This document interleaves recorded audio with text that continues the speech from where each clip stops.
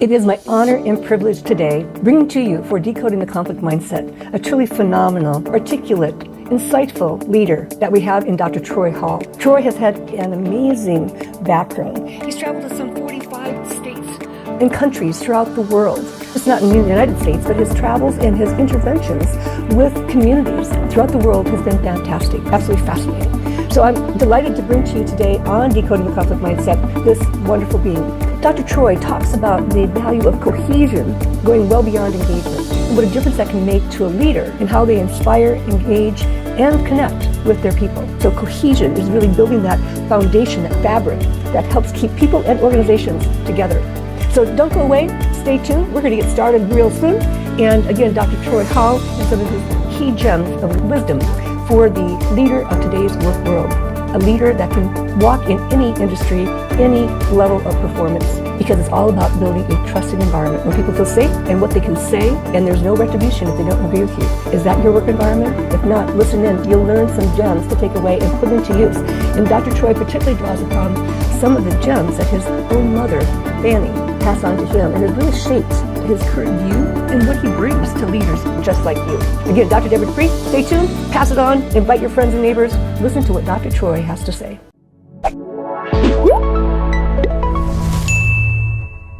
Welcome to Decoding the Conflict Mindset. Hi, I'm Dr. Deborah D., the Mindset Doc. And, one of the things I love about hosting this podcast is I get to meet some very amazing people with incredible education backgrounds. And our guest speaker today is no different. I'm so delighted to introduce to you Dr. Troy Hall. Welcome, Dr. Troy. Well, thank you, Dr. D. I appreciate that. So do you think we should start off by concurring? Well, why not? Why should we start conflict right now? All right. Concur. So I concur. You concur. It's one of the funny lines from It Takes a Thief. And I love that when Leonardo DiCaprio gets in there and he wants to act like a doctor. And so they're all standing around saying something. He has no idea. And he says, well, I concur. And the other guy goes, I concur. And the other girl goes, I concur. And so it just becomes a nice little fun thing. So I tend to love to do that. Sorry to spring it on you, but. Oh, hey, no, that's great. And what you just said to say, Dr. Troy, is so key, because when we're talking about differences with people and decoding the conflict mindset, sometimes starting off with those similarities where we are on the same page. In particular, I concur. Well, it's got a little ring to it. Okay, let's keep it going, Exactly. So, yeah. Well, before we get in, Dr. Troy, to talk about the culture of cohesion, which I love how that comes across, I want to share with our viewers and listeners a little bit about your background, because it's pretty incredible. I mean, the media exposure you've had is just, I'm impressed. And thank you so much for being my guest here today. You're welcome. Okay, great. And so, my goodness, you've been on the Today Show, you've been on ABC, the Global BV Network, via Business Radio Show, and CEO World. Not only to all those very visible places, but you are also an award-winning culture strategist. And I'm going to have to ask you more about that. But a radio show host yourself, and of course, a keynote speaker, author, and talent retention expert. So I'm going to ask you about the two books I see on your background there as we move on here today. But these are your books, best-selling titles: Cohesion Culture, Proven Principles to Retain Your Top Talent, and #1 in business and professional humor. I like that one. Well, you've already shown me about your humor here. And you've got Fanny Rules, A Mother's Leadership Lessons That Never Grow Old. Okay. Yes, thank you. Yes, that's it. Well, and again, I love the fact that your doctorate is actually in global leadership. I mean, do we ever need it more than we need it today, right? And exactly. As a result, you've been across the world and looking at how to create cultures of cohesion. Do you have a trip going to Russia or Ukraine in the near future? A couple of years ago, we did have a trip to Russia planned, but that got halted with COVID. And then now, based on current world issues, no travel to Russia. Okay. Well, I hope that they are calling you back soon. After the last couple of years of COVID, I did my first international trip a couple of weeks ago and spoke at a conference in Paris. And one of my colleagues online said, is this your first international trip since COVID? I go, yeah, but who would have ever thought I'd be worried about a war instead of COVID? Yes, exactly. Yeah, so how times change. So, but yeah, you've been all over and speaking at global conferences also as a subject matter expert on topics of culture and leadership. And so I'm just really excited to hear what you have to say. And I have to say your quote here first. You don't have to know everything, but you just need to be teachable. That's Exactly. great. That's great, because so many leaders think they have to know everything, which then ends up helping them freeze in their tracks. Yeah, it's one of the first mistakes that leaders make is, well, they have two mistakes that they make right off the bat. The first is thinking they have to know everything, and the second thing is they have to do everything. And so, in that quote, I have to give credit to my mom. So I know you're going to ask about the books, but I might as well just, fill our listeners in early. So the Cohesion Culture book is specifically around the areas of retaining talent, and it is written in 3 acts, specifically designed to help an individual in the first act be a leader, because if the leader isn't right, nothing else happens, and then build the culture and then bring it to life. And the Cohesion Culture is really just a trademarked program that deals with the 3 critical elements of cohesion: belonging, value, and shared mutual commitment. And it is part of my dissertation was in group dynamics with an emphasis on cohesion. And so building Cohesion Culture was really perfect. And being a talent retention expert or consultant is basically just being a leader who understands how to treat people, because realistically, culture is built from how you treat people, not the treats you give them. Oh. And so it really was empowering for me to be able to share some of that information with individuals, share my education. And then the book Fanny Rules is about my mom. And so it's my mom's leadership lessons. When I was 12 years old, my mom was diagnosed with breast cancer. And we lived in a small rural town in West Virginia, poor economic conditions, limited education, and we were 30 to 45 minutes from the nearest hospital.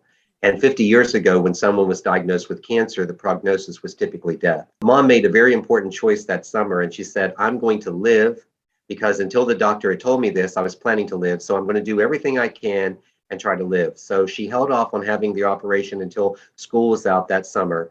And I spent the entire summer taking care of her and my dad, and making sure that dad was off to work because he was the protector and provider. Mom was the nurturer and caregiver. And so I had to assume that role at 12 years old.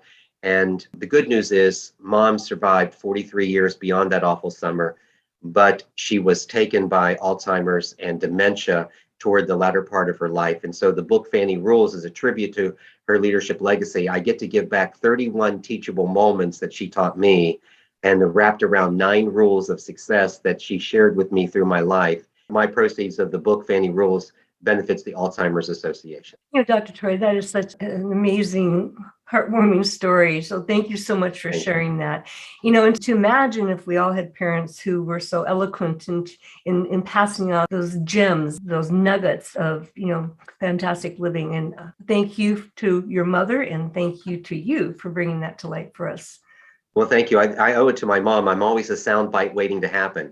So, that message of you don't have to know everything, you just need to be teachable, is a direct result from one of the rules. And mom said that it would be much better in life, Troy, if you were a Mr. Learn-It-All than a Mr. Know-It-All. And it was really imparting to me the opportunity that I can be whatever I want to be. I have the opportunity, I have the intelligence to do it. We were just poor by circumstance, not by choice. She had cancer by circumstance, not by choice. And so the other thing that mom taught me that was extremely important, that has just followed me throughout my life, is she said that my character would always be defined by the choices I make, not the circumstances I find myself in.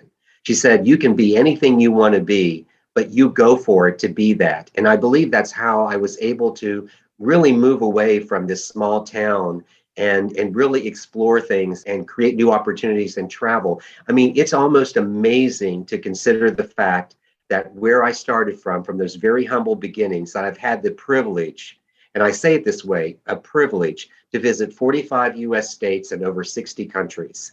And it just wouldn't be happening. I mean, it's unreasonable to even think that, but it's because of the faith of this woman.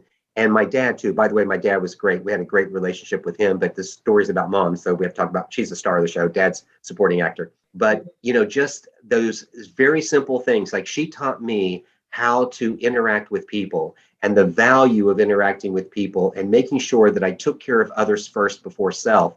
Mom knew about transformational leadership before I even studied it in my doctoral program. She didn't know what to call it, but she knew it was the right thing to do. And she always said that if you take care of people, you will always be taken care of. Just simple little messages like that she provided. So the Cohesion Culture book gives you, and in a fun way, like my love for music, my love for theater, and all of those things are incorporated in the Cohesion Culture book. So it's not your typical business read, but like, for instance, I talk about the Mary Poppins effect, and I do the Wizard of Oz as There's No Place Like Home for chapter 6 to kind of bring everything around to conclusion. But these were stories and things that I loved, and I have moments why they are important to me. And then the Fanny Rules book really allows people to see who I am. Like, you get a chance to get the glimpse of who is the real Dr. Troy and the life that he has.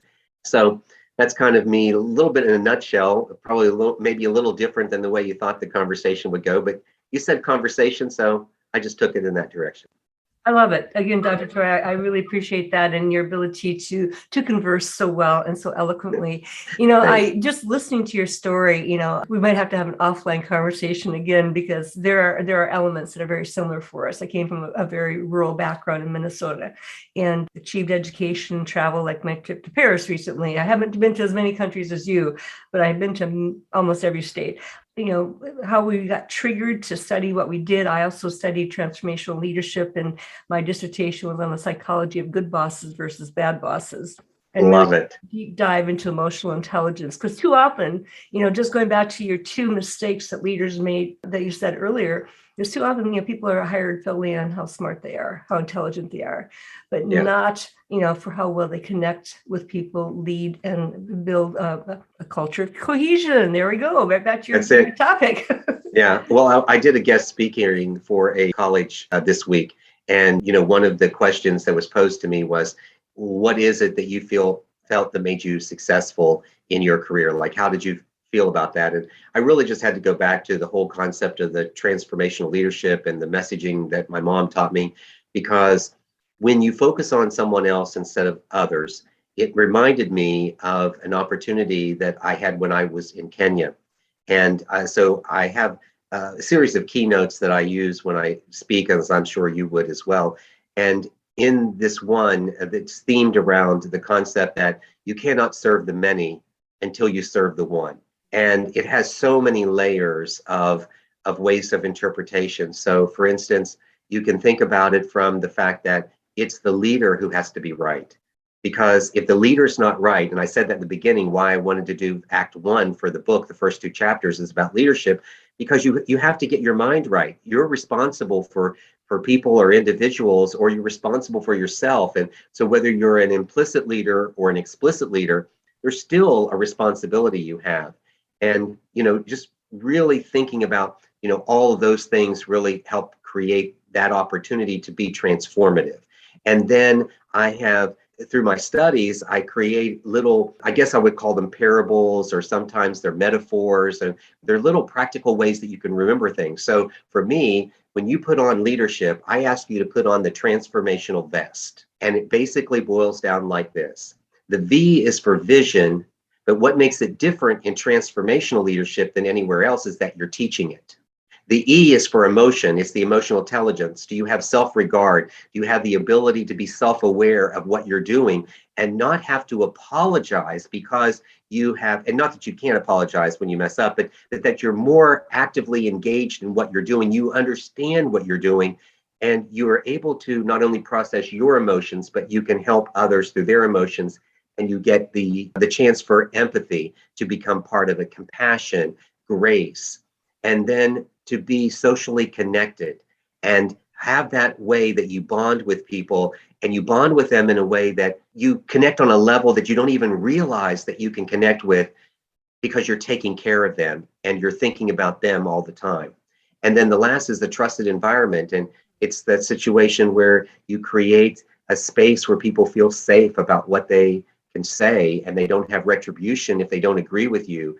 And they don't have to wear a mood ring to work so that they know whether the boss is going to fly off the handle today or not. They know that it's going to be consistent in the way the supervisor or the leader is responding, and being fair and equitable, and all of that pulls together. So that transformational leadership is so important to the success of a cohesion culture, because cohesion is that framework of belonging, value, and shared mutual commitment.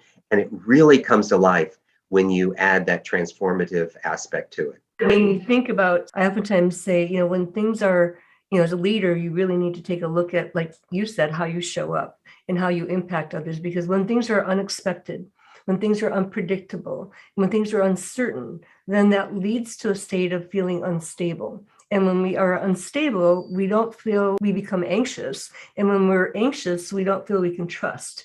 And so, Right.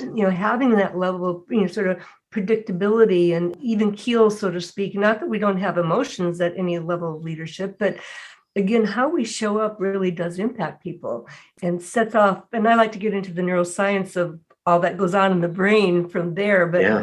we're triggering that drive to survive reaction, like from the get-go, before we even understand what's being said. Absolutely. And then one of the, opportunities is to help leaders really understand that they want to not move their employee into a spot, or move others into a spot of having to protect themselves or worry about their safety or security, because when they do, they can't advance to belonging, and they don't advance to self-actualization. And it's why I teach a technique when I'm working with leaders on how they can create self-discovery with others that they're working with, to bring forth ideas and to sometimes even correct behavior, but to do so in a way that's so respectful to the other individual. Because if you come at a person, you move them into a spot of responding, not thinking. And imagine how dynamic a conversation can be when you are engaged in thinking and not just responding. And you go to different parts in your brain for those different aspects. And if you really want a person to be more than just a puppet, then you have to get them to think. And to do that, you ask open-ended, non-leading questions so that they think and they can bring that information forward. And then I wanted to just go back, if you don't mind, to the quote again, where I said that you cannot serve the many until you serve the one. And then and another aspect of it is to understand the humanness of the individual. Like, it's important for leaders to make sure that although they may have a group of people or a team of people that they lead, they have to lead them as individuals. And so they can lead them as a group, but as an individual, they have to pay attention to it. So when we are helping others in third world situations, or when I'm going in and helping leaders of tribes and villages to determine not only how they could help themselves from a financial standpoint, but from a leadership standpoint, I learned how important it was to really get the humanness of the person, like to really see it. Like, you can't really go beyond until you see that. And one of the stories I included in the Cohesion Culture book is Three Men in a Sewing Machine. And it was a lesson that I learned. And if you don't mind, I would go ahead and share that story. Is that okay with you? Absolutely. I love stories. They enrich our lives so much. Yes. Yes. So these three men were in a village that was riddled with crime and prostitution, with drugs, with poor economic conditions, like crazy housing conditions like you wouldn't even believe, no education. And they were rescued by a missionary who said, I want to invest in these three young boys and these three men, and took them away so that they could get an education. And you have to think about, what would they do with an education? What would you do? What would our listeners do if they had that situation and got that education? Well, what the men did is they didn't run away. They didn't go somewhere else to make their world. They went back to their home and they said, we are going to make a difference. And I asked them when I was talking with them, well, tell me a little bit more about what that looked like. And they said, well, we have to, first of all, attack a root cause. We have to understand where the crime is coming from. And we want to work with women who feel that they have no choice in their life, and therefore they have to sell themselves. And so prostitution. And they felt that if an individual chose that sort of lifestyle, that their mindset was already cemented in it, and that they could make a difference and influence with an individual who sort of felt like they had no choice. And what they wanted to do was to give them a choice. So they were going to teach them to sew. And I had this really crazy thought, I'm from the US, so we think big, right? Everything happens. Oh, I'm going, oh my goodness, they've got the big studio, they've got 50 sewing machines, they've done a marketing brochure, they're on the website, they got people lined up, it's all of this. And so I get down to the brass tacks and I ask them, I said, so tell me about, what you're going to do. And by the way, how many sewing machines do you have? And they looked at me like I was a crazy person and they said, well, we have one. And I said, well, tell me how that will help you with the change. And they said, but you see, we must change the one before we can change others. And when we change one, then that one will become two, the two will be four, the four will be 8 and 16 and so forth. And they understood the really, the simplicity of the multiplication that actually happens when this occurs. And what they felt would be really helpful is that they would teach these women to sell something other than themselves and to give them value. So realistically, they were creating cohesion within their activities when you think about it, because they were helping the women belong, but to belong to something they chose, not something that they felt they were, just born into, or something that where they had no other option. And then they had value. Value is not only the respect and the trust that you have with people, but it's about understanding that what you do matters. The value I have is that I am making a difference with what I do. And so making something and being able to sell it in the market gave them value and gave them confidence, gave them reassurance. And together, the women then formed this sewing community, which was their common bond, which became their common commitment that they had, and therefore would welcome more women into the prospect. And then women felt like, I now have a choice. Yeah. And so it's just a beautiful sort of, and it just fell into my lap. I didn't go looking for it, but I am so grateful that I had that experience and that I was able to really be teachable, to hear what they had to say and kind of take it from there. So that's my story of 3 men and a sewing machine. That is a remarkable story. There's just so many elements and gems within that. And I know, that is so true. Going back to your quote, to teach the many, you have to, teach the one. I've said that exactly right, but the gist is there. I got it. Yes, that's good. Yeah. Imagine trying to convince several that this is going to work. And, that's a pretty tough sell, but instead, if you take one and then show the evidence of what can be produced in the tangible nature of it. Because I oftentimes say, well, where's the evidence in that? Where's that coming from? Are these just thoughts in your head? And so the more we can bring evidence into it, the stronger, case we could make. So, yeah. And what you really think about this is what those men also exercised is a form of creative thinking, which I refer to as double loop thinking. So single loop thinking is I solve the problem for today. Double loop thinking is I solve it for today and also for tomorrow.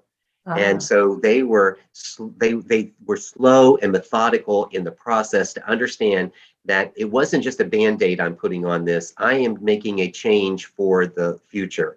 And I'm going to give people hope, because hope is what breaks the cycle of helplessness. And so with that, they were able to really make a change in their area and just do some really wonderful things. Enlightening story.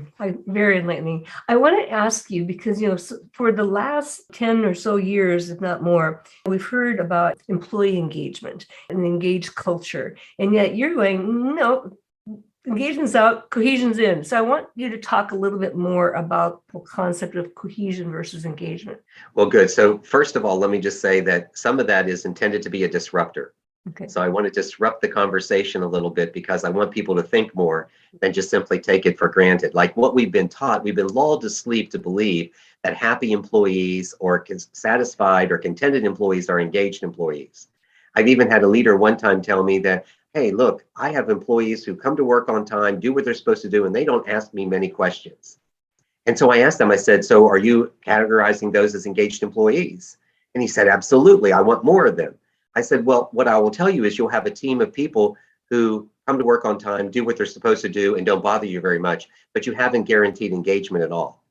And so engagement is the opportunity for people to be helpful, active, vested, and eager.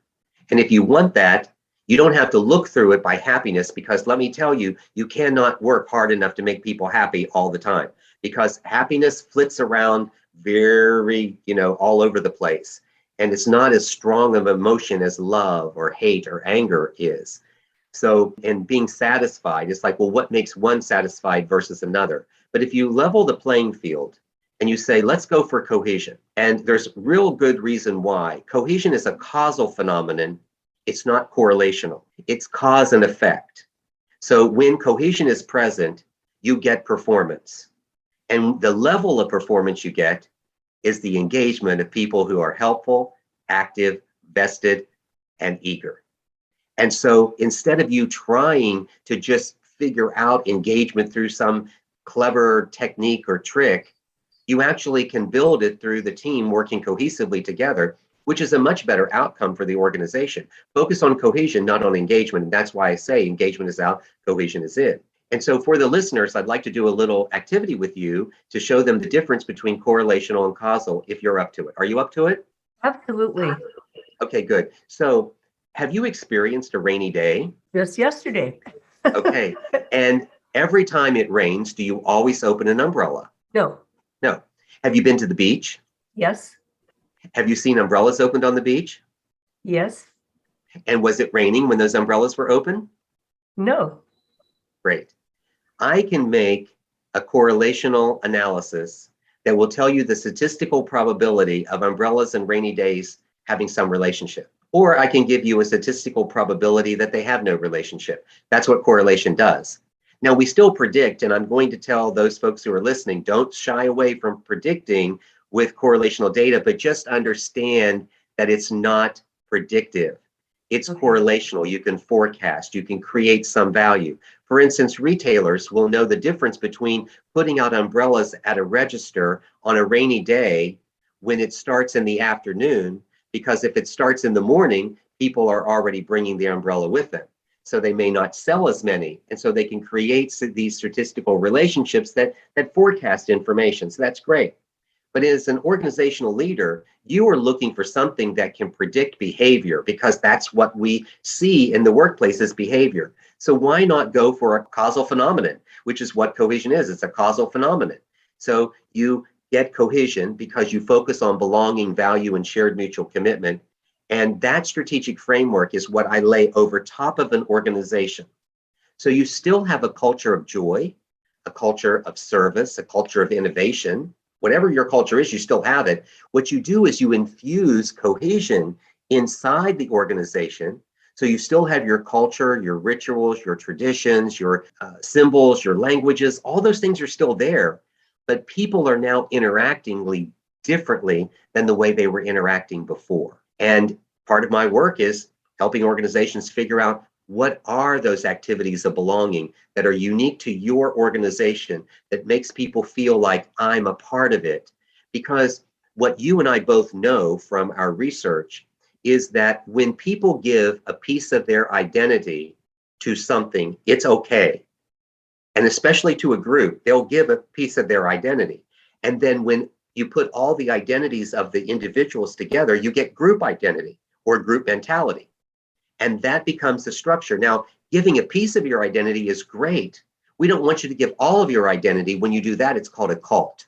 And we're not talking about a cult today. We're talking about a culture. So therefore, we're giving a piece of our identity. And some really great things happen. First of all, as human beings, we're already designed to want to cohabitate. We want to belong. We join things. We become parts of groups. I mean, there's always outliers who say, I want to be alone. I want to do it by myself. And that's okay. But I'm talking about the larger percentage of individuals who want to be a part of something, and they want to be a part of something special. And so that identity is really helpful, because when they give a piece of that identity and it's authentic, they will fight to keep that group alive. They will fight against external factors to keep that group intact. And they will work harder to accomplish the goals, dreams, and aspirations of the group if it is authentic and they truly belong, as opposed to faking and just fitting in. And then when you add the element of value, where a person says that the work I'm doing matters. And what I coach leaders to do is say, make sure you celebrate the wins. Tell people what's important about what they're doing. Affirm these individuals. And affirmation requires two things. It requires a recognition of the work that's being done and appreciation for who the person is. Yeah. And if you don't have them both together, then you get them as individual. And I like to think about playing a game, right? We play lots of games and video games on our phones and whatever, and think about these little power cells that are in these games. And what happens when you merge those two power cells together? You get a lot of power that comes from it. And that's what happens with affirmations, because you're affirming the value of the individual and the work that the individual is doing. You help them connect the dots up the stream, down the stream, and now they feel that what they're doing really matters. So every day when they come in, they know what they need to do. And then we move to the shared mutual commitment. And it's important that the leadership of the organization contribute to the employee first before they expect the employee to contribute back. And that's when I recommend that you share the trajectory of what that employee could be in that organization. What's the future growth and development? Because strangely enough, 63% of all employees in an organization expect growth, development, and advancement. Dr. Troy, you just said so many things that might easier. What you think about? Oh my goodness. I go back because you used the word vested a couple of times, and then I'm taking it back to the acronym for VEST that you talked about earlier. And you've reiterated the importance of value and trust. And I think it was empathy, was it? Yeah, it's vision, teaching the vision, Mm. emotional connection or your emotional intelligence, your social connectivity, and trusted environment. Yeah. Yeah, I love how that brings it together just like a vest does. So it's remarkable there. You talked earlier about what you bring to organizations, and you've touched on the customs, the traditions, and going on, like you talked about your village work, rituals, language, and symbols. And so what would be an example of something that you would bring to an organization? I know it's unique to every organization, but so our listeners and viewers can have a better feel for the kind of work that you do, what would be an example of how you might go into an organization or work with the leader to build this sense of cohesion?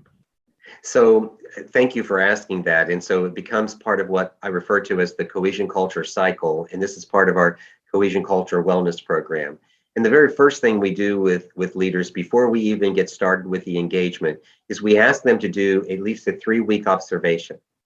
And so we want them to look for 3 things. We want them to look for greetings, we want them to listen for laughter, and we want them to understand what are the affirmations that they hear. And the greetings are important because it establishes that connectivity that we have with people. When I had the opportunity to visit the leadership of Duke Manufacturing in Prague, one of the takeaways I got from that was how important their greetings were with their employees. And they specifically said that the employees, they really loved and expected these greetings because they had created as part of the culture. And the employees didn't care that the senior leadership forgot their name, didn't remember their dog or cat, and didn't know how many kids they had or what people were doing on the weekend. What they loved was that they took the time to talk to them and to ask them questions and to engage them in conversation that sometimes might be about work or about some social activity that the organization was doing or what was happening in the community, and getting their feedback. Sometimes they'd even ask them on political conversations, just to gain some conversation that wasn't just, hi, how are you, and then go on. And so what we want to look for in organizations is, what does that greeting look like? Do people put their heads down? Do they look up? Do they talk? Do they walk into the lunchroom and drop off their salad into the refrigerator? Do they go into their cubicle? What sort of interactions are happening? And the listen for laughter. Now, this is the fun part, because sometimes people think I'm asking you to listen for the har, slap your knee laughter. It's not. What I'm looking for is the lightheartedness in an organization, because we're looking for stress and burnout. And if you have a lighthearted environment, then people are sharing information. Sometimes there's a little laughter, because when I'm talking about laughter, never at the expense of someone. We're not talking about shaming and bullying and those types of things. We're just saying that lighthearted spirit, that people share something that happened that was funny, that was humorous, that sort of lightened the mood. Because stress and burnout is so prevalent in organizations today, especially through some of these hybrid working environments that we're experiencing. And then the affirmations, which I covered earlier, really help solidify how solid is that team. How solid are they in their ability to recognize the work that people do and then to appreciate an individual for the work that they have done, who they are as a person? Because what's important is to consider role and identity. And they're two separate items. And so what you're doing is you're celebrating their role, which is the work they've done, and you're acknowledging their identity, which is the person they are. And so I ask them to do that, and then they bring that information back and we use that. That is part of a process that we refer to as your cultural discovery. You're discovering your culture. Then there's a cultural assessment. This is an online tool that can be provided to organizations. And what we do is we find 4 quadrants of measurement. We're looking for, well, when I don't mean measurement, I mean categories of people who will take it. We look at front office and support, and then we look at whether you're management or non-management. And so then we can create a whole piece of what the culture looks like by putting them all together, or we can separate management from non-management. We can separate front office from back office, and we can give you an idea of the pockets of where your culture is. That then translates to the plan development, which then works to say, all right, now what do we need to do once we've got this information? What do we do with it? And then the next piece is our education. So I have developed a number of educational workshops and programs and things I do. I have a online leadership program. It's a 5-week, 5-module program that organizations can take, and it's self-sustaining. So once the program is launched, everybody can just come in and take that program, and we teach the leaders how to support the program each week so that the employee is not just doing it and no one's paying attention. The leadership actually is supporting that program on a day-to-day basis. And then the last element is sustainability, and what will we do to help them sustain? What additional education might be needed? And then also what team building or team bonding activities. And so I refer to it as the CAPES of the cohesion culture cycle. It's your cultural discovery, assessment, plan development, education, sustainability. And if you've learned anything about me, I love acronyms. Well, I'm right in there with you. I'm thinking about several that I use frequently too, and so I will build on something you said though in terms of affirmations. I oftentimes use the word acknowledge for peak performance, and peak is an acronym, and so it's acknowledging others for their presence. Being here on time, showing up. Being part of the day. Also for energy or enthusiasm. And then the A is for, attitude or achievements, accomplishments. Yes. And then the last one is not a K, it's a C. And so acknowledging people for challenges they might be facing, for contributions, as well as expressing their concerns. Awesome. That is really great. I love that. I may just take that. You can have it. I tell you, I'll share that Well, with you. you do realize that the highest form of flattery is imitation. I know, believe me, I'm taking notes on what you're saying already. That's great. I'm already thinking, I've got to share this recording as soon as I can for a program I've got coming up in a couple of weeks, and I'm also consulting on another project where a lot of unfortunate team dysfunction is going on. So your ideas and your thoughts are definitely going to be borrowed and brought in, and so we'll spread the word for you. Yeah. Well, you're welcome. Well, thank you. I do appreciate it. I mean, that's what collaboration is all about, right? It is. Well, and it's funny that you say that because, I think I'm a teacher at heart, which is why I sort of clarify and sort of build these things into it. But to collaborate, so our listeners need 2 things to collaborate. First of all, when they have people together in the group, they have to look around the room and agree they need each other. So I need you, you need me. So we start collaboration. And the second thing is I trust you to do your job, and you have to trust me to do my job. Now, we're not talking about a toxic social environment where you give away trust. We're talking about trusting people to do their work. They've been hired, they have the skills, they've got the basic essentials to do the job. May not be perfect at it, may need some help and support, but you trust that they will be able to do the job that they are assigned to do. And if you do, then you can have collaboration. If not, you'll get something somewhere in between cooperation and I don't care. Yeah. Well, another colleague of mine, Harold Coleman, oftentimes referred to collaboration as something's nothing more than co-laboring. Yes. we're working together. Yeah. Together. Well, I want to just, before we wrap up, there are a couple of things. We've all heard about the great resignation. Sometimes people refer to it as a great reevaluation. I've heard a couple of other terms just this week about, reframing that. And I know you've got an article available. Tell us a little bit more about your books and how people can contact you, because you have some great messages, some great ideas. Well, thank you. I appreciate that. And so I'll just throw out that a colleague and I who work on the Cohesion Culture program, we have rebranded it as the recalibration. That what happened is, so the Great Resignations kind of makes you think that people quit. As a matter of fact, the SHRM data that just recently came out said that 48 million employees quit their jobs in 2021. But see, they didn't quit and lay on the couch and eat potato chips and stream in videos. What they did is they recalibrated how they would do work and where they would do it. And organizations that understood that got a leg up on it. Organizations that didn't understand it continue to keep buying their employees through higher wages, which is why I used my quote early on to say that culture is built in how you treat people, not the treats you give them. And so if you keep buying employees, you'll continue to keep buying them for the time that they are your employee. So the opportunity is to create a fair and equitable pay scale that's reasonable for the work you do and not have to overcompensate. Because when you have to overcompensate, my question is, why are you doing that?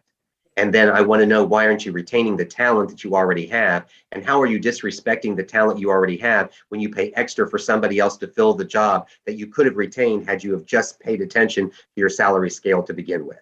Yeah. Yes. Yeah, thank you. So, and if people want to connect with me, they like that message and other messages, it's Dr. Troy Hall, drtroyhall.com and Dr. Troy Hall in social media. They'll be able to find me. The books are available on Amazon. They're paperback, Kindle, and Audible versions. And yes, I do narrate the books. Wonderful, wonderful. The messages you bring forward, and I love how you've been reframing, reconnecting some of these key concepts, because we do need to think differently about how we move forward in the world of work and what people need.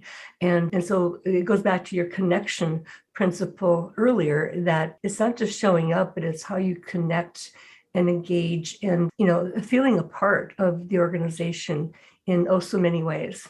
Yeah. And for me, I like when I do these podcasts, and even though it's conversation and provide information, I want it to really be meaningful for people who are listening to it. I kind of want them to be able to go back and go, I want to listen to that again.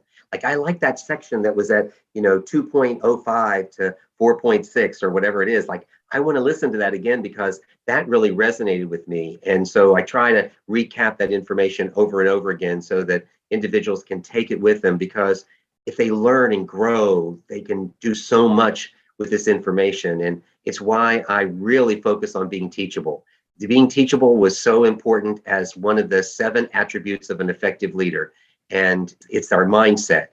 Dr. D, you know as well as I do, if your mind is open to new ideas and new information, you have a future you never even counted on before. But if you only rely on what has happened in the past, and that's all you rely on, then you may not get to where you think you want to go or where you may be designed to go. And it's why I remind individuals very clearly that you cannot be a victor of your future if you're held captive by your past. Oh, I love that. I love that. Because I oftentimes will say we are the architects of our future. So get busy and start designing, Absolutely. Go for it. Yep. And so I'll throw another saying I have is that, learn, live, apply what you learn, and keep on growing. Absolutely. Sounds great. Yeah. I do want to just mention for our listeners and that may not know what SHRM stands for. It's for the Society of Human Resource Management. And so definitely an organization to follow in terms of trends and studies and things like that. And so thank you for clarifying that. No problem. Dr. Troy, it's been an absolute delight having you. Again, there are so many threads that we could weave in and out, but I wanted to stay focused on your particular message about the cohesion culture. And I know I've certainly gained a lot more insight and anxious to continue diving into your work even more. And so thank you again, Dr. Troy. I really have appreciated your presence and contributions here today. Thank you so much for the opportunity. I appreciate it. Well, to our listeners out there, this is Dr. D, the Mindset Doc, your host of Decoding the Conflict Mindset. And, if you like what you hear, please pass it on. Please subscribe, invite others to subscribe, because we have a lot of rich and wonderful speakers, just like Dr. Troy, scheduled for your listening enjoyment moving forward. Try to be a resource. a clearinghouse of important topics and important guest speakers. So come on back, Dr. D, the Mindset Doc. Well, I hope you got some insights from Dr. Troy Hall, all about cohesion and making a difference, about how to help employees feel included, not just engaged, truly giving them meaning. Well, those are tips for leaders at every level of an organization and how to manage their people. What about the leaders themselves? Well, we're going to take an interesting turn in our next episode with Maggie Bain, certified sex therapist. And she focuses on helping professional men get out of their own way.